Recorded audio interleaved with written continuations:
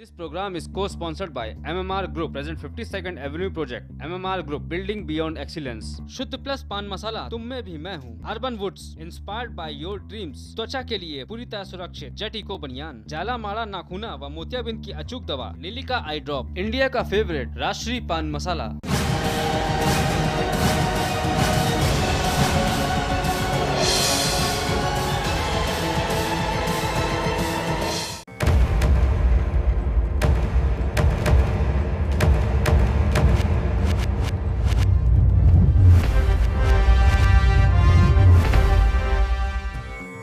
सब अपनी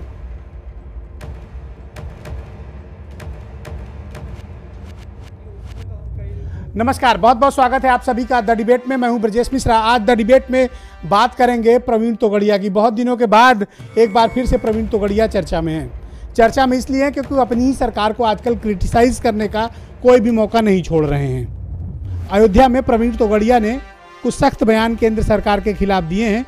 वो इस बात को लेकर बहुत नाराज हैं कि सीबीआई लाल कृष्ण आडवाणी, उमा भारती, रितंभरा और विनय कटियार जैसे हिंदूवादी नेताओं को विवादित ढांचा गिराने के मामले में फंसाना चाहती है। सीबीआई से बहुत ज़्यादा नाराज है। उनका ये मानना है कि सीबीआई चूंकि केंद्र सरकार के अधीन काम करती है, लिहाजा अगर इस तरह के नेता जेल गए तो ये हिंदू भावनाओं का अपमान होगा। और उन्होंने अपनी सरकार को खरी खरी चेतावनी दी कि अगर ऐसा हुआ तो ठीक बात नहीं है। उनको राम मंदिर भी चाहिए और रामराज भी चाहिए।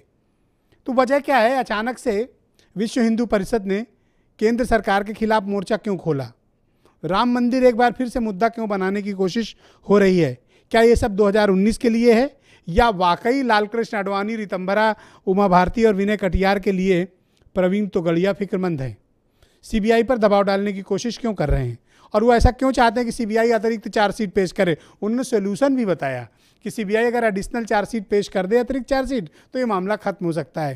यानी सीबीआई को सलाह देने में भी उनकी कोई वो चूक नहीं कर रहे हैं। तो आइए क्या कुछ उन्होंने कहा पहले समझ लेते, फिर बड़ी एक दिलचस्प डिबेट को कुछ प्रोमिनेंट मेहमान के साथ आगे बढ़ाएंगे। किया कि राम मंदिर बनाने का रास्ता न वार्ता और न न्यायालय, राम मंदिर बनाने का एक ही रास्ता संसद में कानून।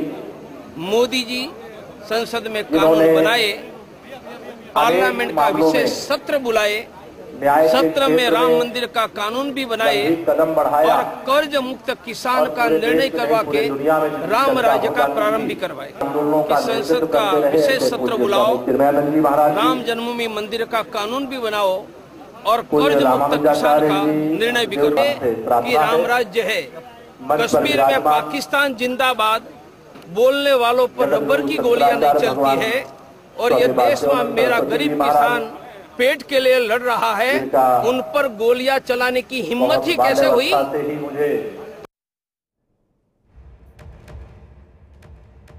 तो अभी आपने सुना जिस भाषा का इस्तेमाल और जिस तल्खी का इस्तेमाल प्रवीण तोगड़िया कर रहे हैं, उससे स्पष्ट है कि बीजेपी के नेतृत्व वाली केंद्र की सरकार और बीएचपी में खाई बहुत गहरी हो गई है। यानी आने वाले दिनों में ये मुद्दा बहुत गर्म होगा। जैसे जैसे कोर्ट की प्रोसीडिंग और सीबीआई गवाही बढ़ाती जाएगी, वैसे वैसे विश्व हिंदू परिषद इस मामले पर अपनी बेचैनी दिखाकर अपने उन नेताओं को बचाने की कोशिश जरूर करेगी।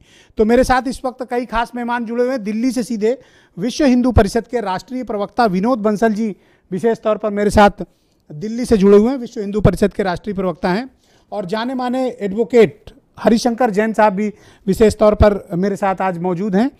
जैन साहब के बारे में बता दें कि हिंदुओं के मामले में पक्षकार भी हैं इलाहाबाद उच्च न्यायालय की लखनऊ खंडपीठ में, जहां पर ये पूरा मुकदमा चल रहा है। मेरे साथ अमित पुरी भारतीय जनता पार्टी के सीनियर लीडर स्टूडियो में मौजूद हैं।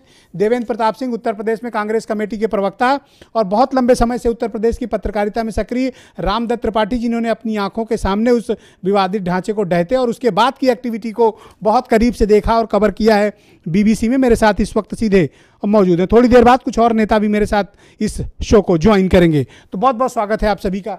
बंसल साहब, सबसे पहले तो मैं आपसे ही समझना चाहता हूँ कि आखिर प्रवीण तोगड़िया जी को इतनी सख्त भाषा इस्तेमाल करने की ज़रूरत क्या आन पड़ी कि वो बाकायदा केंद्र सरकार को चेतावनी तक दे रहे हैं और सीबीआई को सलाह भी दे रहे हैं?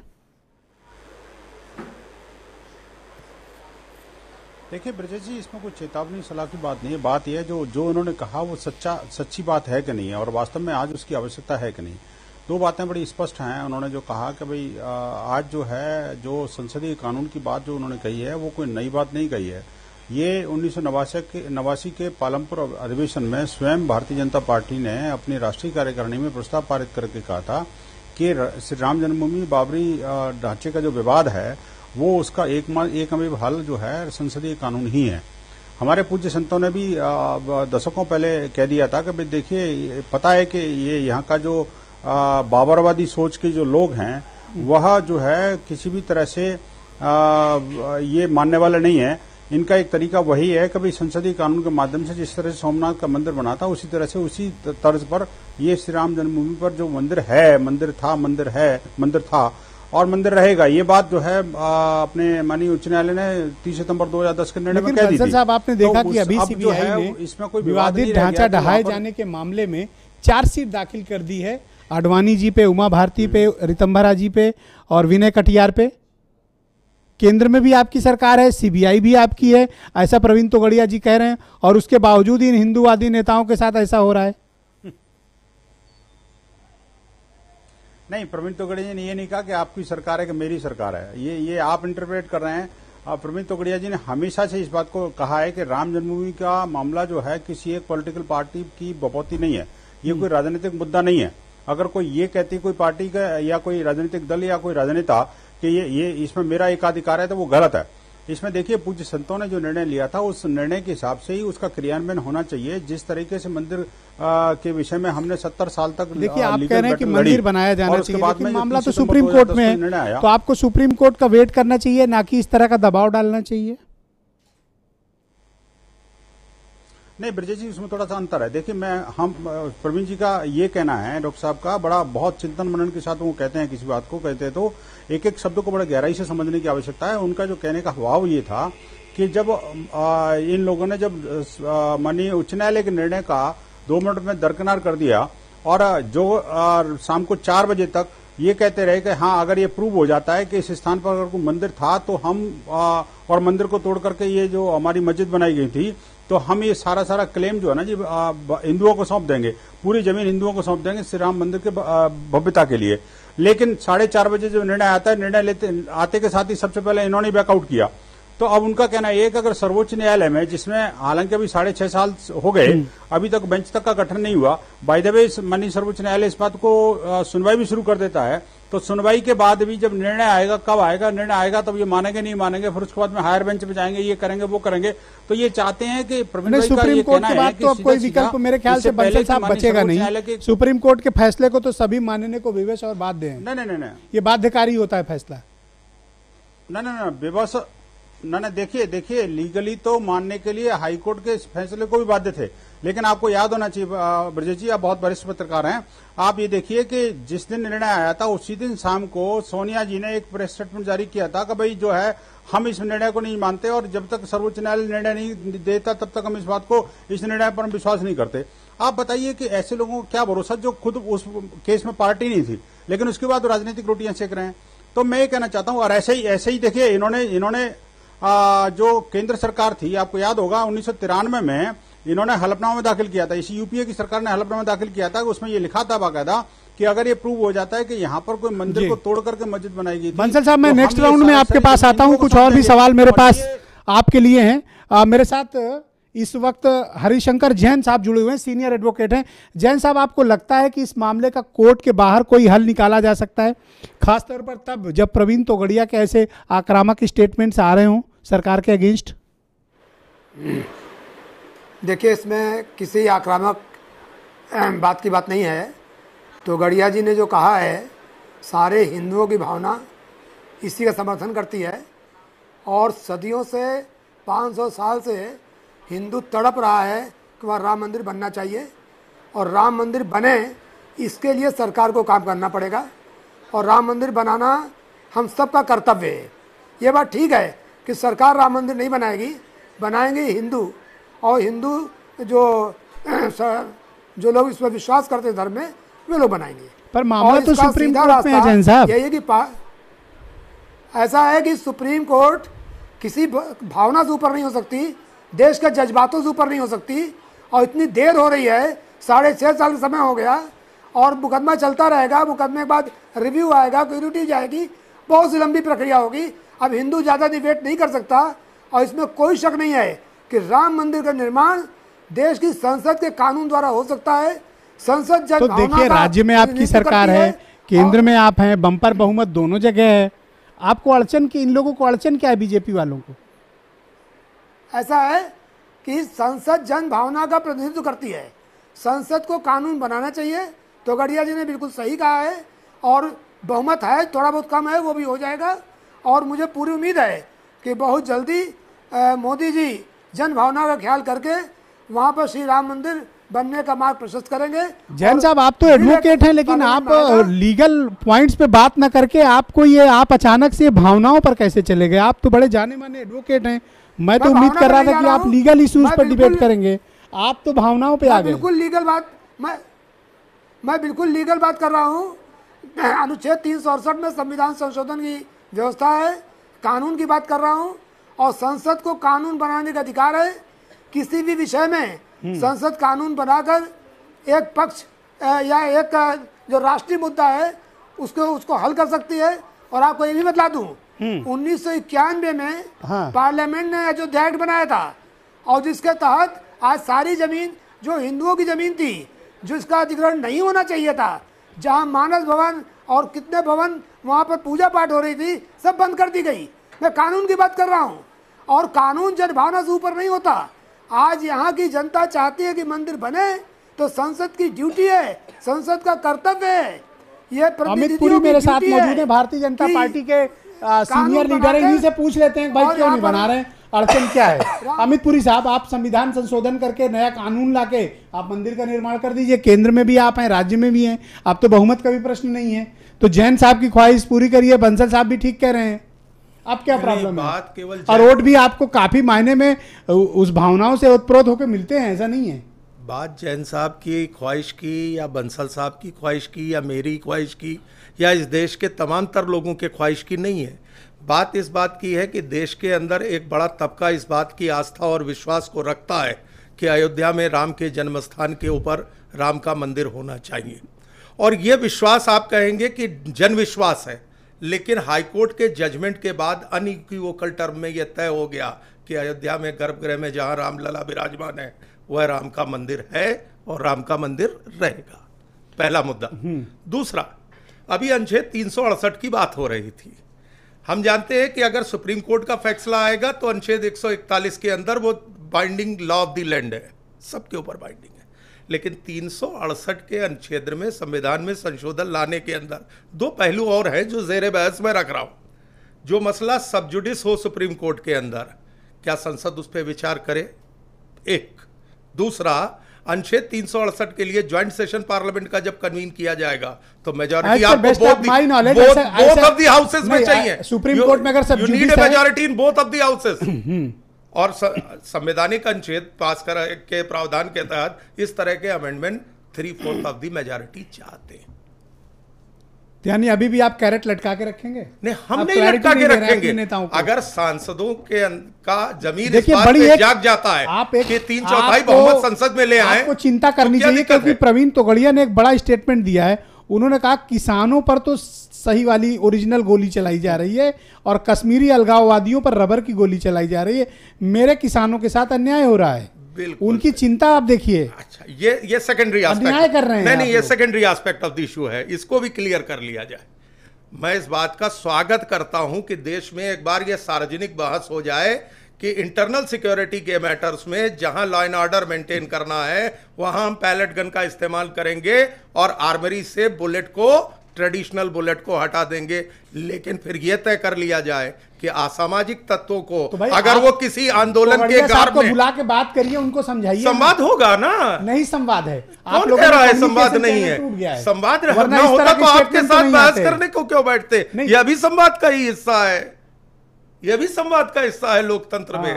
स्वस्थ संवाद का, जनता को इधर भी समझाते रहो, संवाद का यह भी हिस्सा है। नहीं, समझ गए आपकी ये बात, मुझे आपकी समझ में आ गई कि ओरिजिनलिटी में बात क्या। देवेंद्र प्रताप सिंह, क्या प्रॉब्लम है? अगर इस तरह के स्टेटमेंट्स आ रहे हैं तो इसका मतलब है कि भारतीय जनता पार्टी और विश्व हिंदू परिषद में कुछ कम्युनिकेशन चैनल्स बंद हो गए हैं।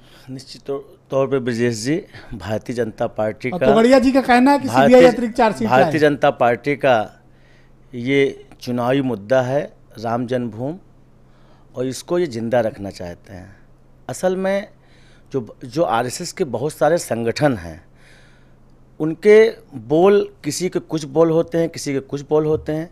भारतीय जनता पार्टी जब सत्ता से बाहर होती है तो वही राम जन्मभूमि, वही विवादित मुद्दे को उठा करके सत्ता में आ जाते हैं, और सत्ता में आने के बाद में फिर वो लंबी लंबी बातें करने लगते हैं। मैं कहना चाहता हूँ कि धर्म मुझे अच्छा लगा, ये मैं कहना चाहता हूँ, ये मैं कहना चाहता हूँ, 1993 मैं ये कहना चाहता हूँ, मैं ये कहना चाहता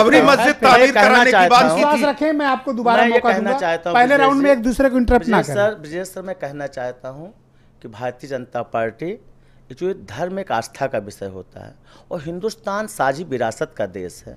हिंदुस्तान नहीं, जैसा अभी हरिशंकर जैन ने कहा कि हिंदुस्तान कानून से चलता है। देखिए हरिशंकर जैन जी, आप एक और तो ब्रजेश जी कहते हैं कि वो बहुत वरिष्ठ, मैं भी जानता हूँ हाई कोर्ट के बहुत वरिष्ठ वकील हैं, और उसके बाद बिल्कुल ऐसी बातें करते हैं जो कानून सम्मत है ही नहीं। जब एक बात सब लोग जानते हैं, भारतीय जनता पार्टी के सेंट्रल में सरकार है, यूपी में सरकार है, और आप केवल गाल बजाने से क्या मंदिर बन जाएगा? कोई जनता को कब तक बेवकूफ बनाते रहेंगे? कब तक धोखा देते रहेंगे? कब तक लोगों के साथ भावनाओं से खिलवाड़ करते रहेंगे? केवल जनता से भावनाओं से खिलवाड़ करके देश नहीं चलता है। आपको काम करना होगा, प्लीज। आपको जनता से दिए गए वादों को पूरा करना होगा। Thank you. आर ए उस्मानी मेरे साथ मौजूद हैं, उत्तर प्रदेश में समाजवादी पार्टी के सीनियर लीडर और पूर्व मंत्री हैं। बहुत स्वागत है उस्मानी साहब आपका। भारतीय जनता पार्टी का तो स्टेटस क्लियर है कि कोर्ट जो फैसला करेगा वो मंजूर, लेकिन विश्व हिंदू परिषद इस बात का दबाव डाल रही है कि संविधान संशोधन करके मंदिर का निर्माण किया जाना चाहिए। और कल तो, और आज तो तोगड़िया जी ने काफ़ी भला बुरा भी बोला है सरकार को, और सीबीआई को सलाह भी दी कि अतिरिक्त चार्जशीट लाइए, और अगर हमारा कोई नेता जेल गया तो कोई हिंदू सुरक्षित नहीं रहेगा देश में। यही बात हम विजय जी बताना चाहते हैं। यही असली भाजपा का चाल, चरित्र और चेहरा है। यही इनका चाल और चरित्र चेहरा है। जब ये सरकार में होते हैं तो ये दोहरी बात करते हैं। एक तरफ जो इनके आनुवंशिक संगठन हैं, चाहे वो आरएसएस हो, चाहे विश्व हिंदू परिषद हो, चाहे जो हो, इनके ऊपर इनकी कोई लगाम नहीं है। ये लोग आए दिन विवादित बोलते हैं और इनके खिलाफ कोई सरकार कार्रवाई नहीं करती है। इनके खिलाफ सख्त कार्रवाई होनी चाहिए। जब बाबरी मस्जिद का विवाद जो है वो सुप्रीम कोर्ट में कार्रवाई होनी चाहिए, बोलने पर यहाँ कार्रवाई होती है। क्यों नहीं बोलने पे कार्रवाई होती है?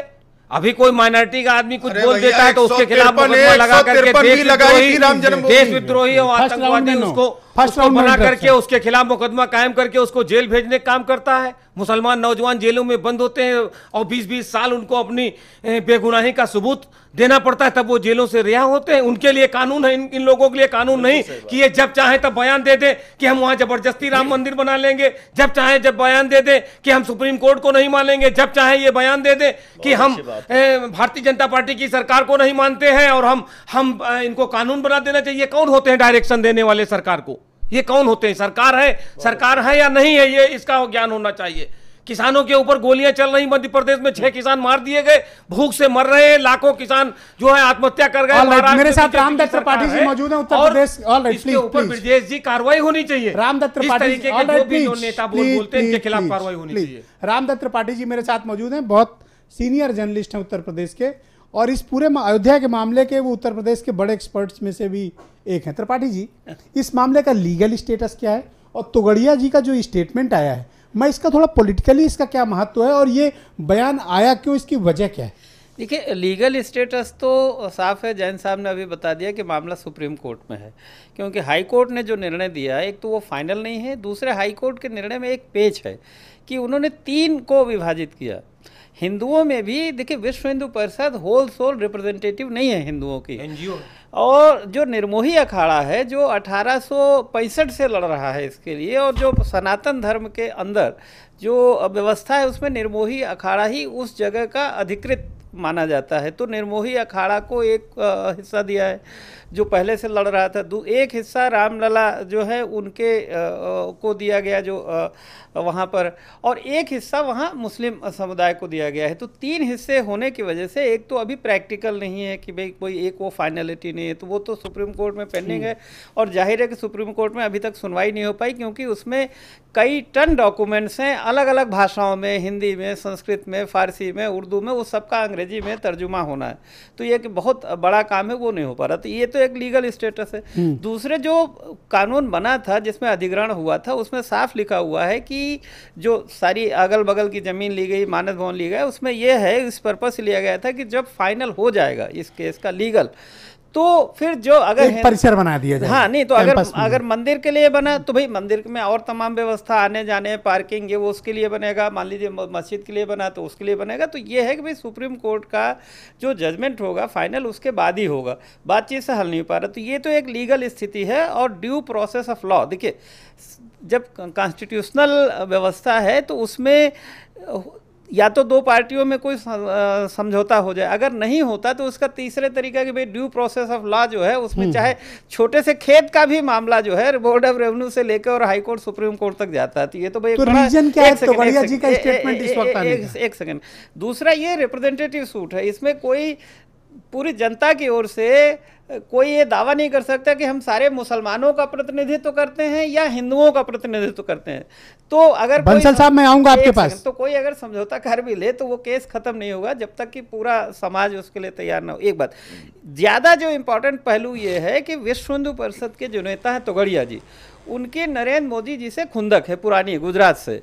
वो जब मुख्यमंत्री बने थे मोदी जी, तभी तोगड़िया जी भी बनना चाहते थे। दोनों एक साथ मोटरसाइकिल से चलते थे, दोनों एक समकक्ष नेता थे। तो ये दोनों की राइवलरी है। और उसका जो खाली राम मंदिर से ज़्यादा आपने देखिए किसानों के मामले पे जो गोली चलाएगा, तो बेसिकली वो ये कहना चाहते हैं कि नरेंद्र मोदी जी हिंदू हितों के नाम पे आए थे, राम मंदिर के नाम पे आए थे, और ये कर नहीं रहे हैं। तो बेसिकली वो मोदी जी को नीचा दिखाना उनका पर्पज़ है। ऑलराइट, वीरेंद्र सिंह मेरे साथ मौजूद है, हमारे ब्यूरो चीफ हैं इस वक्त ग्राउंड जीरो से अपनी रिपोर्ट के साथ। वीरेंद्र, बहुत बहुत स्वागत है। तोगड़िया जी का ये जो स्टेटमेंट आया, इसको आप राजनीतिक तौर पर किस तरह से और किस नज़रिए से देखते हैं? देखिए ब्रजेश जी, जिस देश में इतने बड़े बड़े राम भक्त और देशभक्त हों, वहाँ पर भगवान तंबू में रह रहे हैं, कटे फटे कपड़ों में रह रहे हैं। इस देश के राजनेताओं के लिए ये मुद्दा बना हुआ है, लेकिन अयोध्या मुद्दा कभी नहीं है। अयोध्या के लोग शांति चाहते हैं। उत्तर प्रदेश में इसी ज्वार पर कई बार ये लोग सवार होकर बैतरणी पार करने की कोशिश कर चुके हैं। बीजेपी के लिए ये मुद्दा हमेशा मुफीद रहा है, लेकिन जैसा रामदत्त जी ने कहा है कि बीजेपी के भीतर जिस तरह से नरेंद्र मोदी को एक छत्र कोई चुनौती नहीं दे पा रहा है, तो इलाकों इलाकों में इस तरह के स्वर देखने को मिल रहे हैं। और ये राजनीति में ये शिगुफा कब तक चलेगा, कब तक लोगों को ये लगातार राम मंदिर के नाम पर उकसाया जाएगा, ये बड़ा आश्चर्यजनक है और कहा जाए तो बड़ा निराशाजनक भी है, क्योंकि बहुत लंबा इंतजार हो गया। 25 साल पहले का मामला है। आज जो व्यक्ति 1992 में पैदा हुआ था, आज वो जवान होकर 25 साल का आदमी हो गया होगा। लेकिन ये मंदिर मस्जिद मुद्दा सुलझा नहीं है, ये सुलझा नहीं है। और उसको पता नहीं है कि 92 में मस्जिद गिरी थी, क्या गिरी थी।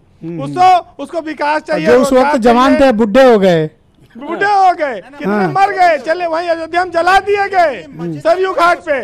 अब इनका हाल ये है कि अयोध्या का विकास नहीं हुआ। जी हाँ वीरेंद्र, कंटिन्यू रहें। देखिए, सरयू में राम की पैड़ी पूरी गंदगी से हटी पड़ी है। विकास है नहीं, रोजगार है नहीं। बाबा साधु संतों की सरकार है। वो कभी चुनाव में शोर मचा कि बाबा नंगा तार पकड़ लें। आज बाबा ने पूरे उत्तर प्रदेश में कहा बिजली देंगे। तमाम मुद्दे हैं उनके। वो अयोध्या भी गए थे, केशव प्रसाद मौर्य भी गए थे। ये लोग जाते तो हैं, भावनाएं बढ़ाते हैं, लेकिन कोई हल नहीं निकालते हैं। इस प्रदेश और देश की जनता हल चाहती है। बहुत बहुत शुक्रिया आपका वीरेंद्र, अपने स्ट्रॉन्ग इनपुट और ग्राउंड जीरो की अपनी रिपोर्ट के साथ। वीरेंद्र, बहुत बहुत धन्यवाद। द डिबेट में अभी वक्त एक ब्रेक का है, ब्रेक के फौरन बाद आएंगे और चलेंगे विनोद बंसल के पास और समझने की कोशिश करेंगे कि तोगड़िया जी ने आखिर किसानों के मुद्दों को और अलगाववादियों के मुद्दे को राम मंदिर के साथ क्यों जोड़ा और उसकी राजनीतिक वजह क्या है। क्या वाकई प्रधानमंत्री नरेंद्र मोदी से कोई पॉलिटिकल राइवलरी मानते हैं प्रवीण तोगड़िया? जवाब विनोद बंसल देंगे एक छोटे से ब्रेक के बाद।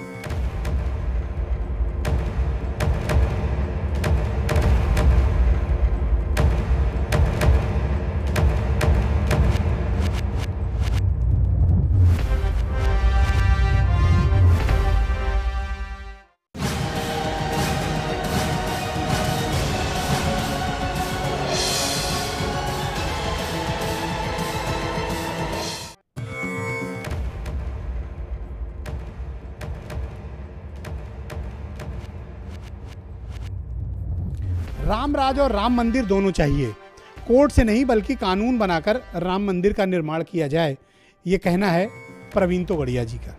उन्होंने कुछ और भी आक्रामक बयान दिए हैं जिससे केंद्र सरकार के प्रति उनकी तलखी स्पष्ट झलकती, जैसे कश्मीर के अलगाववादियों पर रबर की गोली और मध्य प्रदेश के किसानों पर असली गोली।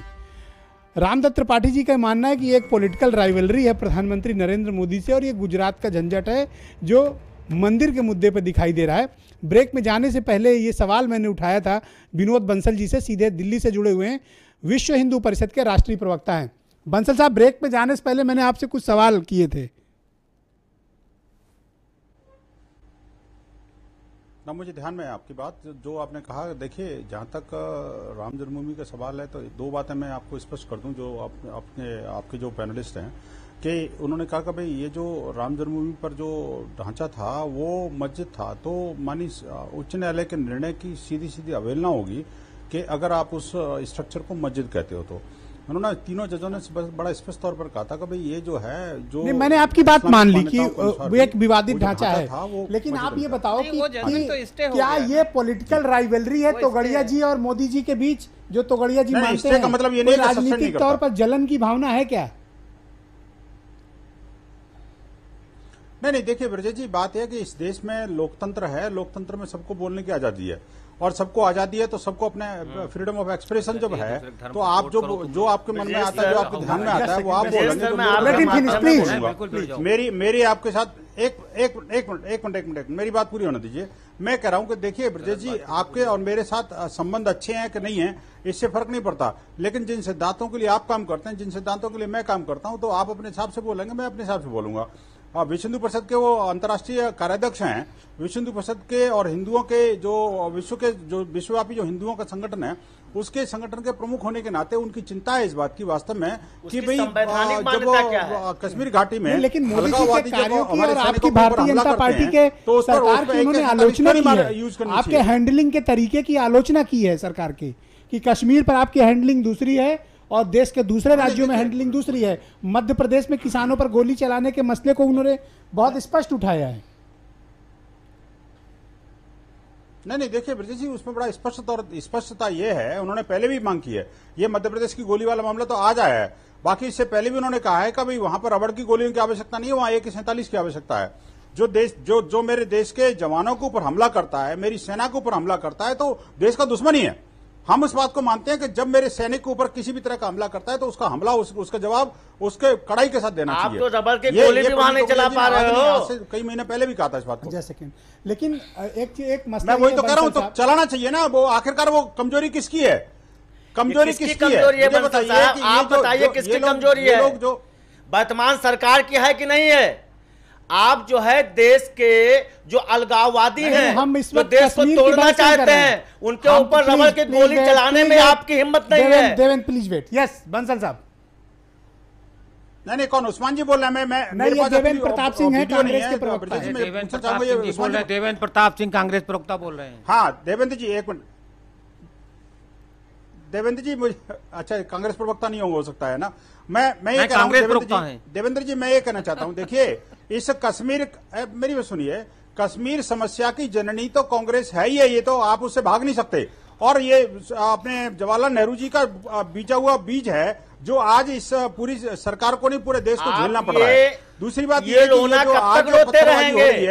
आप वहां टीडीपी के साथ में सरकार चला रहे हैं, जो है ना, ये आप केवल विपक्ष के ऊपर रोना रोते कब तक रहेंगे?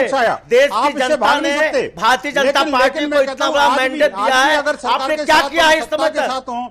आप बताइए, 2014 में देश की जनता से जो वादे किए, एक भी वादे काम पूरा करने का काम किया है? ये बड़ा प्रश्न आपके ऊपर लग रहा है कि देश के मूल समस्याओं से लोगों का दिमाग हटाने के लिए केवल जनता को गुमराह करने का काम किया जा रहा है। साहब प्लीज वेट।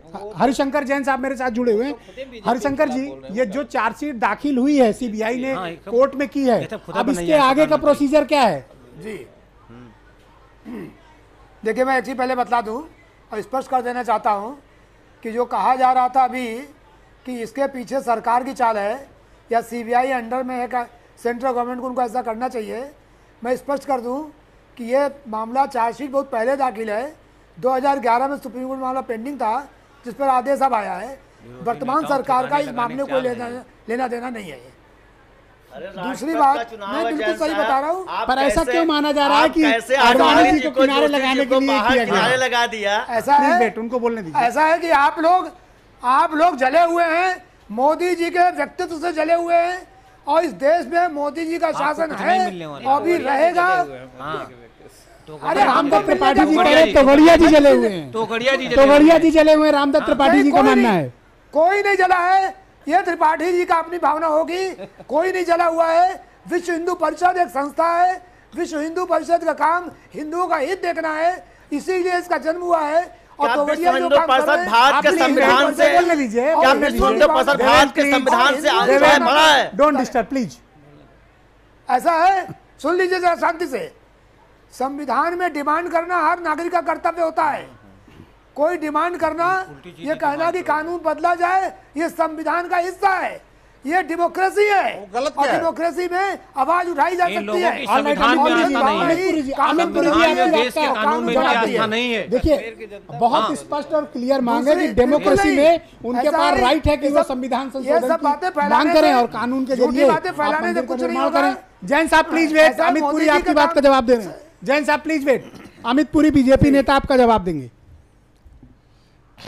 ब्रजेश जी, जो आपने सवाल खड़ा किया कि लोकतंत्र के अंदर लोगों को अभिव्यक्ति की आज़ादी है, और ये उचित भी है, ये वो लोग नहीं समझ सकते जिन्होंने 1975 में आपातकाल लगा के 19 महीने भेजा, या वो भी नहीं समझ सकते जिन्हें यूपी के अंदर ये सात पसंद था कि उनके पूज्य पिताजी मुलायम सिंह जी, मधुकर दिगे, दंडवते, सरीखे समाजवादी 19 महीने इमरजेंसी काट के आए थे, ये वो नहीं समझ सकते, ये वो नहीं समझ सकते। और मैं आपको याद दिला दूं, बीबीसी लंदन पे जब रिपोर्टिंग हुई थी, वन में एग्री वन में डिसएग्री, 1992 की घटना को जब रिपोर्ट किया मार्क टोली ने, तो कहा कि आज हिंदुस्तान की नॉर्दर्न इंडिया की एक बड़ी स्टेट में बाबरी मस्जिद को मिसमार कर दिया गया।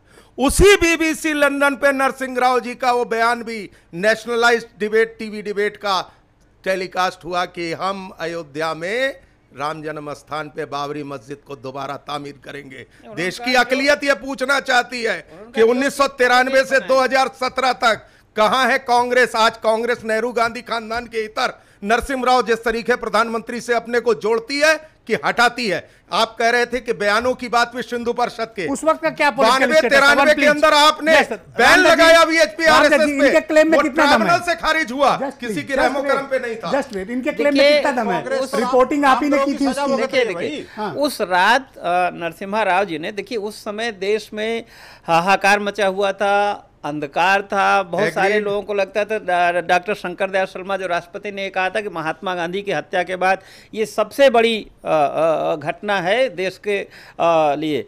तो उस समय प्रधानमंत्री ने ये कहा था, जब जिस समय इतने दंगे हो रहे थे, तो उस समय ये कहा था कि जो चीज तोड़ी गई है उसका फिर से निर्माण कराया जाएगा। लेकिन इसका ये मतलब नहीं है कि वो तोड़ी कहां से गई थी? अरे भाई बात सुनो ना, ऑब्वियस कॉरोलरी क्या थी? सुन तो देश का प्रधानमंत्री जब बोलता है तो क्या मतलब है? सुन तो लो, तो ड्यू प्रोसेस ऑफ लॉ से ही तो होगा ना, क्योंकि भैया एक सेकंड, आडवाणी जी भी गृह मंत्री थे, अटल जी भी प्रधानमंत्री थे, तो वो भी तो राम मंदिर बनाने को कहा था, नहीं बनवा पाए ना। कोई केसेस विड्रॉ नहीं किए ना हमने कॉकरोची और एंडरसन की तरह एस्कॉर्ट करके भगाया नहीं, हमने बफर्स के अकाउंट डिफ्रीज नहीं किए, हमने सीबीआई को नहीं कहा कि केसेस विड्रॉ कर ले। ये पॉलिटिकल इंटीग्रिटी है, ये पॉलिटिकल पब्लिक लाइफ की प्रॉपर्टी है, ये पब्लिक लाइफ की प्रॉपर्टी है। अरे पुरी जी, हमसे इस तरह की बात मत करो, हम आपसे नहीं कर रहे हैं। पहले बस सुन लो, आपका मेरा पर्सनल मामला बात तो सुन लो ना। मैं ये कह रहा हूँ कि पब्लिक लाइफ की प्रॉपर्टी, मैं दूसरी बात कह रहा हूँ, चाहे कांग्रेस हो, चाहे बीजेपी हो, चाहे वीपी सिंह हो, कोई भी हो, मेरा कहने का मतलब जो ड्यू प्रोसेस ऑफ लॉ है उसी के तहत तो काम करेंगे ना।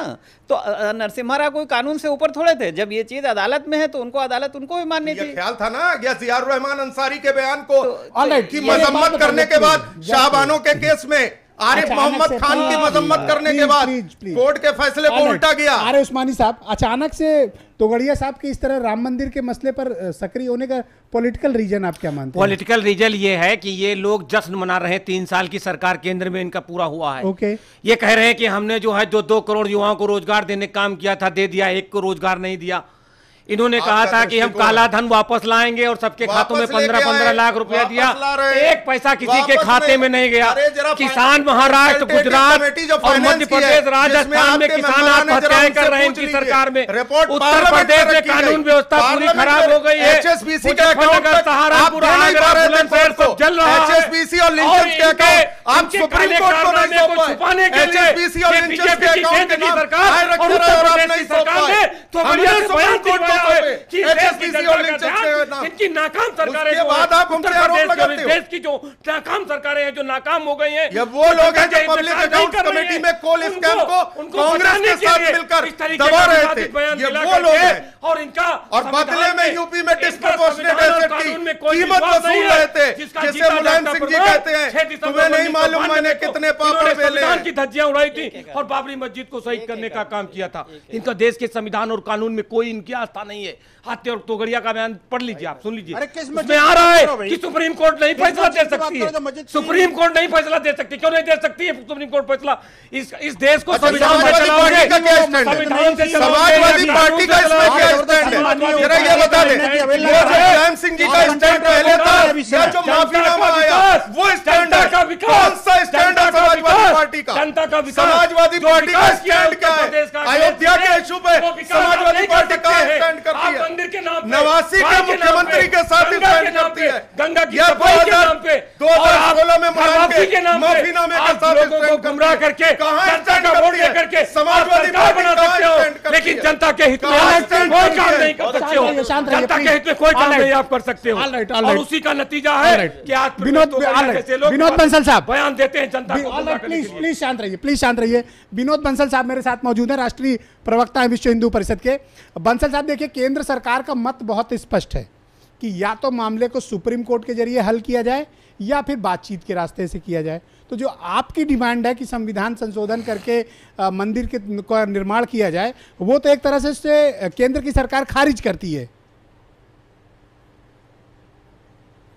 नहीं ब्रजेश जी, आपने जो बात कही संविधान संशोधन बोर्ड में 3 बार करेक्शन करने की आपसे निवेदन कर चुका, संभवतः आप भूल गए। देखिए, इसमें संविधान संशोधन की आवश्यकता नहीं है। अगर कोई संसदीय कानून के माध्यम से राम मंदिर की बात आती है तो उसमें संविधान संशोधन कहीं नहीं है। संविधान में संविधान की किसी भी धारा को संशोधित करने की इसके लिए आवश्यकता नहीं है। एक बात। दूसरी बात ये कि जहां तक इसका सवाल है, कभी बातचीत से हो या कोर्ट के सेटलमेंट से हो या कैसे भी हो, विश्व हिंदू परिषद को पूरी तरह विश्वास है कि अब जो मोदी जी के बाद में योगी जी की सरकार बनी है, ये दोनों ही कमिटेड लोग हैं, वचन के पक्के हैं और ये काम करने में विश्वास करते हैं। और इनका ना अपना आगे अच्छा ना पीछे बच्चा, इनका कोई पर्सनल कोई हित नहीं है। तो अब जब ये कमिटेड लोग हैं तो हमें पूरा विश्वास है कि समय अवधि के अंदर, समय अवधि के अनुसार ये मंदिर को भव्यता देंगे। बताइए कौन सा कमिटमेंट है? क्या यही कमेंट है कि आप मुख्यमंत्री बनके, प्रधानमंत्री बनके देश के संविधान की ध्वजियां उड़ाएंगे?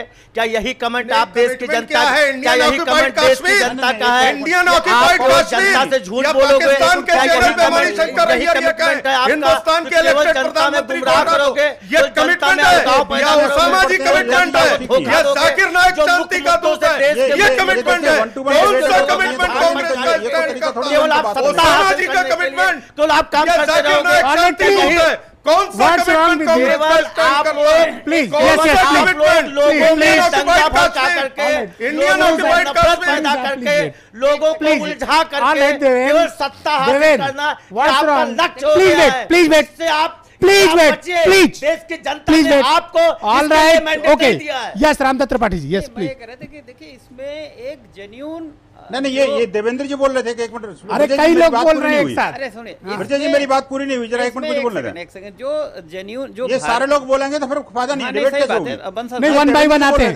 बस बंसल साहब 10 सेकंड और रुकिए। इसमें क्या है कि जो राष्ट्रीय स्वयंसेवक संघ के लोग हैं और विश्व हिंदू परिषद के लोग हैं, देवेंद्र जी की बात कर रहा हूँ, और बजरंग दल है, दुर्गा वाहिनी, इन लोगों में, इनके दृष्टिकोण में और इनके अप्रोच में, और भारतीय जनता पार्टी जो सरकार में है, जो चुनाव लड़ते हैं, जिनको वो दोनों के अप्रोच में एक जेन्युइन डिफरेंस भी है। और इसका मैं एक आपको उदाहरण देता, अगर आपकी अनुमति हो तो 23 अक्टूबर 2010 को ये जो अयोध्या जजमेंट आने के बाद अशोक सिंघल जी ने एक इंटरव्यू, कैमरामैन से कहूंगा कि इसको जरा सा जूम करके ये दिखाएं, आप क्या दिखाना चाह रहे हैं। ये अशोक सिंघल जी ने एक इंटरव्यू दिया था। ये कब का इंटरव्यू है? 23 अक्टूबर 2010 का। ओके। और हाँ, ये किस पर इंटरव्यू दिया था? ये अयोध्या के मसले पे, बीबीसी पे दिया था जी, बीबीसी पे दिया था। और जो पहला सेंटेंस में पढ़ देता हूँ, अशोक सिंघल जी ने आरोप लगाया था कि भारतीय जनता पार्टी ने राम जन्मभूमि मंदिर जैसे आस्था के विषय को सत्ता की प्राप्ति का विषय बनाकर उसके साथ धोखा और व्यभिचार किया, जिससे राम मंदिर आंदोलन को बड़ा भारी नुकसान हुआ। तो मेरा कहने अशोक सिंघल साहब का स्टेटमेंट था। अशोक सिंघल, तो मेरा कहने का मतलब जो वीएचपी के लोगों के उस समय भी 2002 में ये लोग चाहते थे कि जो 70 एकड़ जमीन है उसमें शिलादान के लिए दिया जाए, और जब वाजपेयी जी थे और आडवाणी जी गृह मंत्री थे, नहीं दिया गया। तो एक विश्व हिंदू परिषद और बीजेपी के बीच में एक जेन्यून बोनाफाइड एक डिफरेंस ऑफ ओपिनियन चला आ रहा शुरू से। विश्व हिंदू परिषद और बजरंग दल और दुर्गा वाहिनी ये लोग मानते हैं कि भाई वहाँ मंदिर बनना चाहिए, और उसके लिए वो शुरू से, जैसा कि बंसल जी ने कहा था 89 से, कि हमको जमीन दी जाए कानून बना के। लेकिन जो सरकार चलाने वाले लोग हैं, बीजेपी के लोग हैं, वो उसको नहीं करते हैं। जब विपक्ष में रहते हैं तब कहते हैं, लेकिन सरकार में बैठ जाते हैं तो भूल जाते हैं। Please go. इसका ऑडियो भी है हमारे पास। ब्रजेश जी, आपके इन पैनलिस्टों की बातों से बड़ा स्पष्ट हो गया है, जो लोग ये कहते हैं कि विश्व हिंदू परिषद राजनीतिक लाभ की वजह से ऐसा कर रही है, तो वो स्पष्ट हो गया कि हम किसी राजनीति के लिए काम नहीं करते। बिल्कुल। ना हम बीजेपी के लिए काम करते हैं, ना कांग्रेस के लिए चुनाव में तो आप मदद करते हैं, ये बड़ा आपकी बात नहीं। चुनाव में किसके लिए बंसल साहब मदद करते हैं? सुनिए बात को, प्लीज। आप मेरी बात में अगर ऑब्जेक्शन है तो बाद में बोलिएगा, लेकिन बीच में मत बोलिए। देखिए, डिबेट की मर्यादा रखिए, कम से कम आपको डिबेट की मर्यादा रखनी चाहिए। मैं बिल्कुल चुपचाप सुन रहा हूँ। Please go ahead, please go ahead, don't waste time. बात को एक बात तो ये कि देखिए, किसी भी प्रकार के राम मंदिर के लिए, संसदीय कानून के लिए संविधान संशोधन की आवश्यकता नहीं है। दूसरी बात ये कि यहाँ पर कहीं भी किसी भी प्रकार से विश्व हिंदू परिषद का अपना मत है सीधा सीधा कि देखिए, जहाँ राष्ट्र की बात होती है, राष्ट्रीय अस्मिता की बात होती है, राम राज्य की बात होती है, या राम मंदिर की बात होती है, हमारा बड़ा प्रखर और मतलब स्पष्ट रवैया है कि जब तक राम मंदिर नहीं होगा तब तक राम राज्य की परिकल्पना अधूरी है, कोई नहीं कर सकता। और जब तक सेना को अधिकार नहीं दोगे तब तक आप आतंकवाद से लड़ने की जो संकल्पना है वो बेकार है, अधूरी है। ऑलराइट, मैंने आपकी बात समझ ली। जब तक किसानों का कल्याण नहीं करोगे। ऑलराइट, मेरे साथ हरिशंकर जैन साहब मौजूद हैं। जैन साहब, एक बहुत आपसे लीगल क्वेश्चन है। कुछ लोग कह रहे हैं कि संविधान संशोधन की भी आवश्यकता पड़ सकती है, और कुछ कह रहे हैं संसदीय कानून के जरिए, जैसा कि अभी विनोद बंसल जी ने ये बात कही कि संविधान संशोधन की जरूरत नहीं है, सिर्फ संसदीय कानून बनाकर आप मंदिर निर्माण कर सकते हैं। हाँ जी, मैं बतला रहा हूँ। ऐसा है कि संविधान संशोधन की कोई जरूरत नहीं है, सिंपल कानून से बन सकता है। अयोध्या एक्ट बना हुआ है, और कभी भी संसद पार्लियामेंट कानून बनाकर संशोधित कर सकती है, और पूरा का पूरा एरिया राम मंदिर को दे सकती है। डिक्लेयर किया जा सकता है कि भगवान राम की इसी जगह जन्म हुआ था, और ये हिंदुओं की जगह है, और इस सारे सूट अवेट कर सकती है। ऑलराइट, अमित पुरी जी, आप तो देखिए, आपके पास स्टेटस पूरा क्लियर है कि आप चाहे तो कानून बना सकते हैं। जैन साहब के बाद, प्लीज वेट, जैन साहब के बाद में सिर्फ इतना ऐड करना है कि संसद को जस्ट वेट, बंसल साहब प्लीज वेट, संसद को कानून बनाने का अधिकार है, लेकिन वो कानून फिर सुप्रीम कोर्ट में चुनौती दी जा सकती है, क्योंकि जुडिशियल रिव्यू सिस्टम है आपके पास, तो ऐसा नहीं है कि संविधान से चलता है। ऑलराइट, प्लीज, आप कर सकते हैं, लेकिन आप कर नहीं रहे हैं। ऐसा नहीं है, ऐसा नहीं है। मैं रामदास जी की बात जहां पहले हरिशंकर जैन की बात, दोनों बातों पे आता हूं, दोनों बातों। रामदास जी की नहीं, एक बड़ी इंपॉर्टेंट बात बीच में रामदास जी ने कही, वो बहुत जरूरी थी। 2.77 एकड़ को छोड़ करके जो rest of the area acquisition के अंदर लाया गया था, हम याद करिएगा, वाजपेयी जी की सरकार में उस एक्विजिशन को वापस करके वो जमीन सौंपने की बात हो रही थी, और कोर्ट ने उस पे स्टे किया। तो ये नहीं कहा जा सकता कि उस समय की वाजपेयी जी की सरकार ने राम मंदिर के निर्माण के प्रोसेस में 2.77 एकड़ छोड़ करके, ये फैक्चुअल मामला है, इसलिए मैं इसको कह रहा हूं। प्रॉब्लम है, आप तो वादा भी नहीं दिया नहीं ना, अब क्या अंदर क्या हो स्टे हुआ, उसके स्टे हुआ, ये बात को लीगल घुमा रहे हैं। एक्विजिशन फ्रीज कर दोबारा स्टे किया गया कोर्ट ने। जी जी जी जी, जब स्पष्ट है कि भारतीय जनता पार्टी ने ये बात कही कि राम मंदिर का निर्माण होना चाहिए, आज आपके पास मेजॉरिटी है, और हरिशंकर जैन ने बहुत स्पष्ट बात कही कि कोई संविधान संशोधन की जरूरत नहीं, एक सिंपल कानून के जरिए आप बना सकते हैं। अब क्या प्रॉब्लम है? देखिए ब्रजेश जी, इसमें लीगल ओपिनियन सबकी अलग अलग हो सकती है, और मैं आपको बीजेपी का ऑफिशियल स्टैंड जो है, एक बार अगर आप कहें तो 1.5 पंक्ति है कुल में, अगर आप कहें तो मैं पढ़ दूं। पढ़ दीजिए। राम मंदिर, ये 2014 का बीजेपी का राष्ट्रीय घोषणा पत्र है। और उत्तर प्रदेश का भी रखा। हाँ प्लीज पढ़िए, 1.5 लाइन पढ़िए। BJP reiterates its stand to explore all possibilities within the framework of the constitution to facilitate the construction of the Ram Temple in Ayodhya। Please देखिए, इन्होंने कहा हमने घोषणा पत्र में तो वादा ही नहीं किया, हमने कहा कि संवैधानिक दायरे में है और वो दोबारा जाएगा कोर्ट के अंदर। शब्दों का चयन तो बहुत सोच समझ के इन्होंने किया है। मैं विजय सर कहना चाहूंगा कि आखिर भारतीय जनता पार्टी के लोग या इनके परेशान तो देखिए विनोद बंसल जी और उनका संगठन हो सकता है, जितने लोग क्योंकि बीजेपी ने जैसी तकनीकी भाषा का इस्तेमाल किया है। किसकी बात माना जाए? क्या आरएसएस का संविधान अलग है?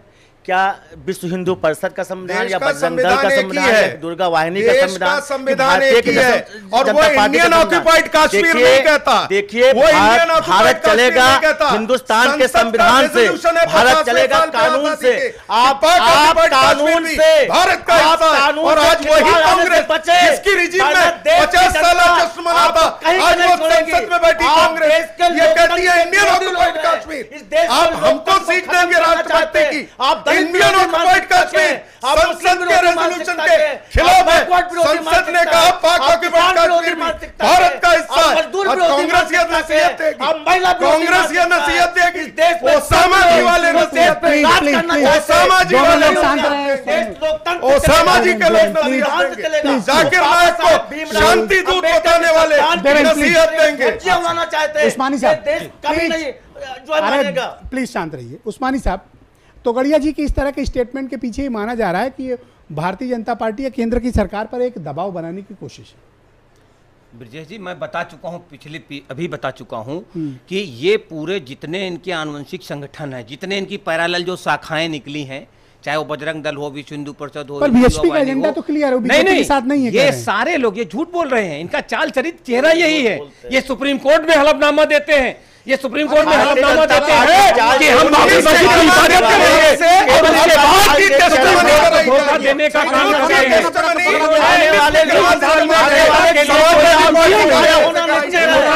बताएंगे भारतीय जनता पार्टी का हिंदुस्तान से सुप्रसाद वो इनके स्टैंड है, क्योंकि शिवपाल के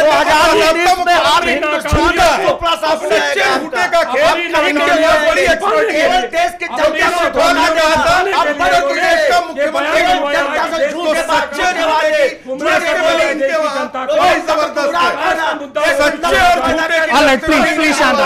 रामदास जी प्लीज, और इसको तोड़ने का काम बंद कीजिए। देवेंद्र, देश को तोड़ने का काम तो कुरनूर के अंदर को हत्या करके भारतीय जनता पार्टी के लोग कुरनूर के अंदर हत्या करके नफरत पैदा करने की बात करते हैं। प्लीज ऑल राइट, ये हिंदुस्तान साझी विरासत का देश है। हिंदुस्तान के अंदर कुरनूर में याद नहीं आया था गाय के बछड़े को काटते हुए, गाय बछड़े को काट रही है।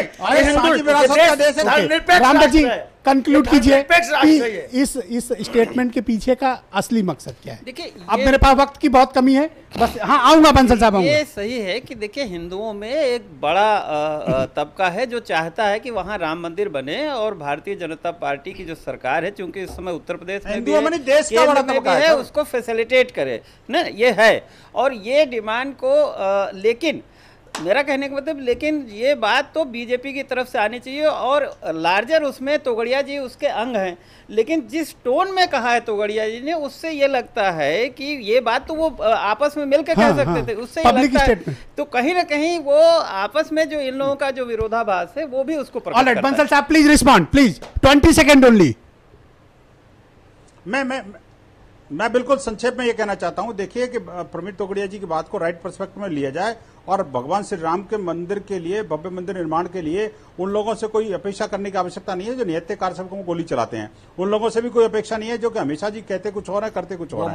मैं कहता हूं कि अब समय आ गया है, माननीय उच्च न्यायालय के निर्णय का सम्मान करना चाहिए। जिस तरह से उन्होंने सुन्नी सेंट्रल वक्फ बोर्ड और निर्मोही अखाड़े का केस आउटराइटली रिजेक्ट कर दिया था, अब उसमें सिर्फ एक छोटा सा करेक्शन है, जो लास्ट लाइन उन्होंने दी है निर्णय में, कभी जमीन के 3 टुकड़े कर दिए जो किसी ने मांगा नहीं थे, जो माननीय सर्वोच्च न्यायालय ने भी साफ कहा कि ये अनवांटेड था जो उन्होंने दिया। तो माइनर सा करेक्शन। थैंक यू बंसल साहब, थैंक यू। इसमें कोई दुनिया की ताकत। Thank you. हरिशंकर जैन जी, आपको लगता है कोई रास्ता निकलेगा? 15 सेकंड है आपके पास। देखिए, रास्ता केवल एक ही है, समझौता हो नहीं सकता है। हिंदू 1 इंच जमीन छोड़ेगा नहीं। पार्लियामेंट कानून बनाकर ये अगर हिंदुओं को सौंप दे और मामले का पटाख से हो जाए और कोई तरीका नहीं है। आप कैसे एडवोकेट हैं जैन साहब? केवल ये एडवोकेट है। बहुत बहुत धन्यवाद आप सबका, बहुत बहुत शुक्रिया, बहुत बहुत धन्यवाद, बहुत बहुत धन्यवाद विनोद बंसल जी, हरिशंकर जैन जी, देवेंद्र प्रताप जी, रामदत्त त्रिपाठी जी, अमित पुरी जी और आर्य उस्मानी साहब। वीरेंद्र, आपका भी बहुत बहुत शुक्रिया और आप सबका भी बहुत बहुत धन्यवाद इस कार्यक्रम को देखने के लिए। बहुत बहुत शुक्रिया।